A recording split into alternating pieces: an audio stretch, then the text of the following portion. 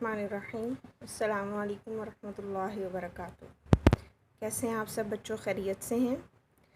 आज का मुताला शुरू करने से पहले दुरूद शरीफ पढ़िए और साथ में इल्म में इजाफ़े की दुआ पढ़िए। आज हमारा मुताला है सफ़ा नंबर 26।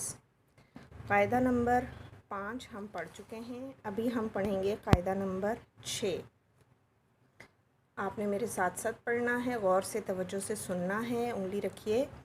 अपनी असली शक्ल बदलने वाले हुरूफ कौन कौन से हैं जो अपनी असली शक्ल बदलते हैं? आइन और गैन। ठीक है।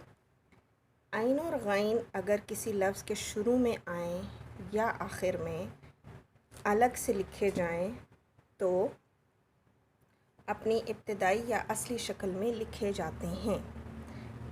आइन और गैन अगर लफ्ज़ के शुरू में आएँ या आखिर में अलग से लिखे जाएं तो अपनी इब्तिदाई या असल शक्ल में लिखे जाते हैं। जैसे इल्म, शुरू में देखें आइन असल शक्ल में है, गुलैल। ठीक है। इसी तरह शुजा, आइन अपनी असल शक्ल में है, बाग आइन अपनी असल शक्ल में है। जी, सफ़ा नंबर 27 खोलिए। लेकिन अगर ये हुरूफ लफ्ज़ के दरमियान या आखिर में किसी हर्फ से मिलकर आएँ तो अपनी शक्ल तब्दील कर लेते हैं। जैसे मालूम, आइन की शक्ल तब्दील हो गई। मगलूब, गैन की शक्ल तब्दील हो गई।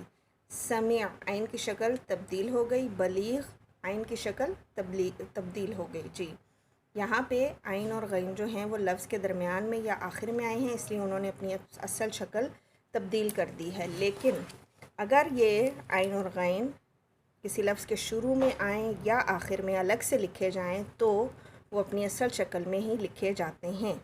ठीक है। इसको आपने 5 बार पढ़ लेना है और अच्छी तरह इसको याद भी कर लेना है।